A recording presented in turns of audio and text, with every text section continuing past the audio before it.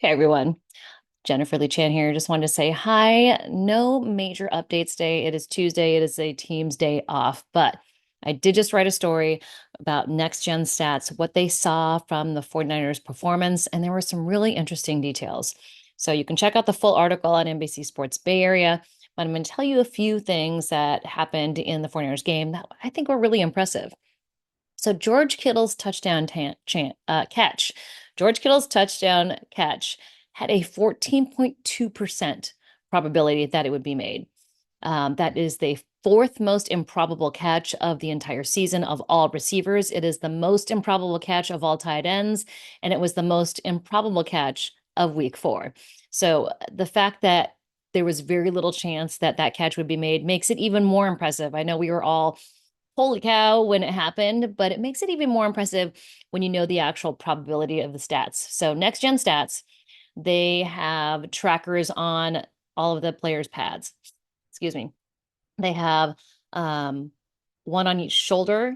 And for the offensive linemen, they have one on each back. So in between the shoulder blades, but otherwise one on each shoulder pad so they can track every player's speed, where they go on the field. And you can see those little diagrams sometimes on Twitter where it shows how fast they're going, how the route that they run. So it's really an interesting thing. I went to the Zebra Technologies headquarters or command central in Santa Clara, probably about like 6 or 7 years ago. And the little transponders are about the size of a dime, but they're thick, maybe like about 5 dimes stacked on top of each other, little transponders. But again, one in each shoulder. And for linemen, there's one on the back. And those are always in all of their pads. So they have them in their training camp pads or their practice pads and also in their game pads. Now they have to go into the locker room with it's a device that they hold. It kind of looks like a portable speaker, but they walk through the locker room and they turn them all on. And then they also turn them all off after the game is over. Above each player's locker is a spot for their pads. So it's a remote controlled kind of like a Bluetooth. And those they get turned off and turned on for every day. So if they don't, the batteries will wear off or wear out. So they do have to get kind of reactivated. So other next gen stats information. Brock Purdy's average time to throw was 3.47 seconds. Now that does count him scrambling. So he did have quite a few scrambles. I rewatched the game. Brock Purdy ran around a lot. I wish I need to ask them how many miles he actually ran in the game. But he had 3.4 seconds per play. That was the longest of all quarterbacks in week 4. He also used his time to throw for deep passes. Now, his average pass completion or completion yardage was 19.2 yards per pass attempt or pass completion. His intended air yards were 14.5 yards, which is the highest of the week. His average air yards mark was 13.4, also the highest, and was double the distance of the second highest yard mark, which was 7.7 yards, made by Sam Darnold. So again, Brock Purdy's air yards, 13.4 yards average. Sam Darnold, 7.7. Huge difference. Brock Purdy also posted a 5.6 completion over expectation. So he had more completions than expected, looking at how he threw the ball, how covered the receivers were. So pretty interesting about Brock Purdy. And the fact that he had 19.2 yards per completion is really impressive as well. All right. So Jordan Mason, stacked box 54.17% of the time. That's more than half the time he faced a box that was completely stacked, but he still ran for over 100 yards.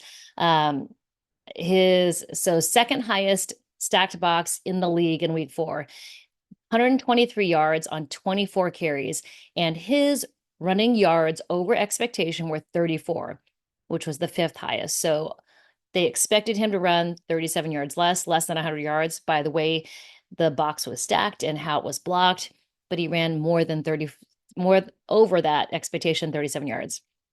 Interesting.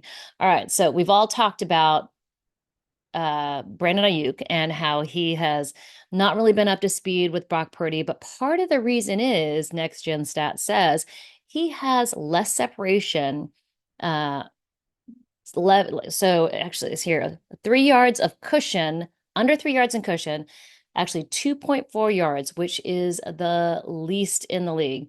So only receiver to have an average cushion of under 3 yards, the only one. And it was even lower than that. It was 2.4.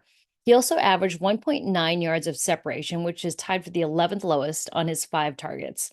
So medium.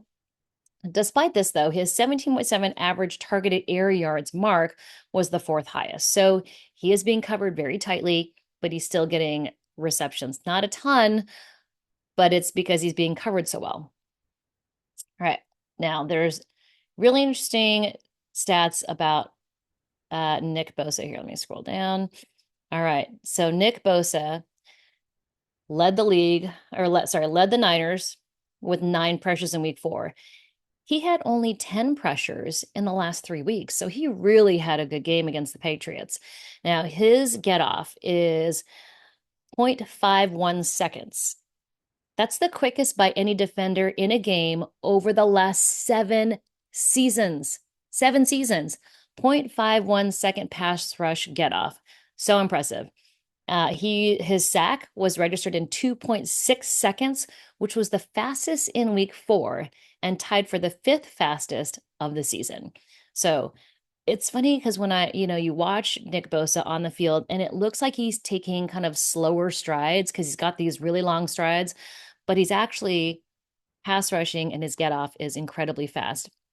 Faster than any defender over the last 7 seasons.